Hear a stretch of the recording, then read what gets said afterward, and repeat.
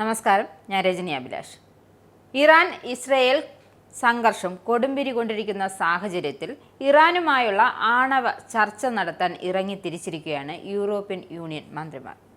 അതായത് German, France, Britain എന്നീ രാജ്യങ്ങളുടെ വിദേശകാര്യ മന്ത്രിമാരാണ് ഇക്കാര്യത്തിൽ മുന്നിട്ടിറങ്ങിയിരിക്കുന്നത്. യൂറോപ്യൻ യൂണിയന്റെ ഉന്നത നയതന്ത്രജ്ഞർ കാജ കല്ലാസുമായി വെള്ളിയാഴ്ച മന്ത്രിമാർ ആദ്യം കൂടിക്കാഴ്ച നടത്തും. തുടർന്ന് ഇറാൻ വിദേശകാര്യ മന്ത്രിയുമായും സംയുക്ത കൂടിക്കാഴ്ച നടത്തുമെന്നാണ് പുറത്തുവരുന്ന റിപ്പോർട്ടുകൾ. ചർച്ചയ്ക്ക് ശേഷം വിദഗ്ധ തലത്തിൽ ഒരു ഘടനാപരമായ സംഭാഷണം നടക്കും. വെള്ളിയാഴ്ച ജനീവയിൽ വെച്ച് ഇറാൻ വിദേശകാര്യ മന്ത്രിയുമായാണ് ആണവ ചർച്ച നടത്താൻ പദ്ധതിയിടുന്നതായാണ് ജർമ്മൻ നയതന്ത്ര വൃത്തങ്ങൾ വ്യക്തമാക്കുന്നത്.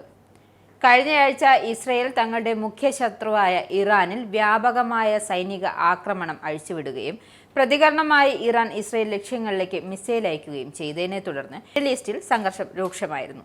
ഈ ആശങ്കകൾക്കിടയിലാണ് യൂറോപ്യൻ യൂണിയന്റെ ചർച്ചയും. ഇറാൻ ഇസ്രയേൽ സംഘർഷത്തിൽ ഇടപെടാനെത്തിയ ട്രംപിന് ഇറാൻ കണക്കിന് കൊടുത്തിരുന്നു. തോറ്റുമാറിയ ചരിത്രം ഇറാനില്ല എന്ന ഓർമ്മപ്പെടുത്തലാണ് ട്രംപിന് ഇറാൻ നേതാവ് നൽകിയത്. ഭയം ഉള്ളവർക്ക് മാത്രമേ തോൽവിയെക്കുറിച്ച് ചിന്തിക്കുകയുള്ളൂ. അതുകൊണ്ട് തന്നെ അത്തരത്തിലുള്ള ചിന്ത ഇറാനില്ലെന്നും ഖമേനി പറയുന്നു. സഖ്യകക്ഷിയായ ഇസ്രയേലിന്റെ സൈനിക നീക്കത്തിൽ അമേരിക്ക പങ്കുചേരുമോ എന്ന് പറയാൻ പ്രസിഡന്റ് ഡൊണാൾഡ് ട്രംപ് വിസമ്മതിച്ചത് പ്രതിസന്ധിയെ കൂടുതൽ രൂക്ഷമാകുമോ എന്ന ആശങ്കയ്ക്ക് ആക്കം കൂട്ടിയിരുന്നു. അമേരിക്കയുമായി ഏകോപിപ്പിച്ചാണ് ഇറാനും യൂറോപ്യന്മാരും തമ്മിലുള്ള ചർച്ചകൾ നടക്കുന്നതെന്നും ജർമ്മൻ വൃത്തങ്ങൾ വ്യക്തമാക്കി. ഇറാനിന്റെ പക്ഷം തങ്ങളുടെ ആണവ പരിപാടി സിവിലിയൻ ആവശ്യങ്ങൾക്ക് മാത്രമായി ഉപയോഗിക്കുമെന്ന് ഉറച്ചു നിൽക്കാൻ അവരെ പ്രേരിപ്പിക്കുക എന്നതാണ് ഈ ചർച്ചയുടെ ലക്ഷ്യം. ടെഹ്റാന്റെ ആണവായുധം വികസിപ്പിക്കാനുള്ള കഴിവ് ഇല്ലാതാക്കുക എന്നതാണ് തങ്ങളുടെ ലക്ഷ്യമെന്നും ഇസ്രായേൽ പക്ഷം വ്യക്തമാക്കുന്നു. അതേസമയം തങ്ങളുടെ ആണവ പരിപാടി സൈനിക ആവശ്യങ്ങൾക്കുള്ളതാണ് എന്ന് ഇറാൻ നിഷേധിക്കുന്നുണ്ട്. ജർമ്മൻ ചാൻസലർ ഫെഡറിക് മെർസി ഇസ്രായേലിന്റെ ആക്രമണത്തെ പിന്തുണച്ച് സംസാരിച്ചിരുന്നു. ഇറാനികൾ സംഘർഷം കുറയ്ക്കണമെന്നും അല്ലെങ്കിൽ കൂടുതൽ നാശത്തിന്റെ വക്കിലേക്ക് എത്തുമെന്നും അവർ പറഞ്ഞിരുന്നു. ഇറാൻ ആണവ പദ്ധതിയെക്കുറിച്ചുള്ള ഉറപ്പുകൾ ഉൾപ്പെടുന്ന ഒരു പരിഹാരത്തിനായി പ്രവർത്തിക്കാൻ ജർമ്മൻ വിദേശകാര്യമന്ത്രി ജോഹൻ വാൾഫ്ഡെ ബുധനാഴ്ച ഇറാൻ നേതാക്കളോട് അഭ്യർത്ഥിച്ചിരുന്നു.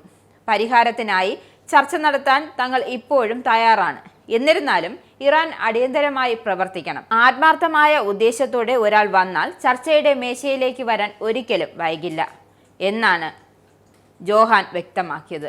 ഇറാൻ ആണവായുധങ്ങൾ വികസിപ്പിക്കുമെന്ന ഇസ്രയേലിന്റെ ഭയം ന്യായമാണെന്നും അവർക്ക് സ്വയം പ്രതിരോധിക്കാനുള്ള അവകാശമുണ്ട്. ഈ ഭീഷണിക്കെതിരെ എന്തെങ്കിലും ചെയ്യാനുള്ള ഇസ്രയേലിന്റെ തീരുമാനം മനസ്സിലാകാവുന്നതേ ഉള്ളൂ. ഇറാനും ഇസ്രയേലും തമ്മിലുള്ള വ്യോമാക്രമണങ്ങൾക്ക് ശേഷം ഇരുവശത്തുമുള്ള സാധാരണക്കാരുടെ മരണങ്ങൾ ഖേദകരമാകുന്നു. ബുധനാഴ്ചയും വ്യാഴാഴ്ചയും അമ്മാൻ വഴി ഏകദേശം 180 ജർമ്മൻ പൗരന്മാരെ തിരിച്ചയക്കുന്നതിനായി അദ്ദേഹത്തിന്റെ മന്ത്രാലയം പ്രത്യേക വിമാനങ്ങൾ ക്രമീകരിക്കുന്നുണ്ട് എന്നാണ് റിപ്പോർട്ട്. സിറിയയിലെ സഹകരണം മെച്ചപ്പെടുത്തുന്നതിനും അവിടെ അഭിവൃദ്ധിയും സ്ഥിരതയും വർദ്ധിപ്പിക്കുന്നതിനുമായി ജർമ്മനിയുമായി ഒരു സാമ്പത്തിക കൗൺസിൽ രൂപീകരിക്കാൻ സമ്മതിച്ചതായും ജോഹാൻ കൂട്ടിച്ചേർത്തു.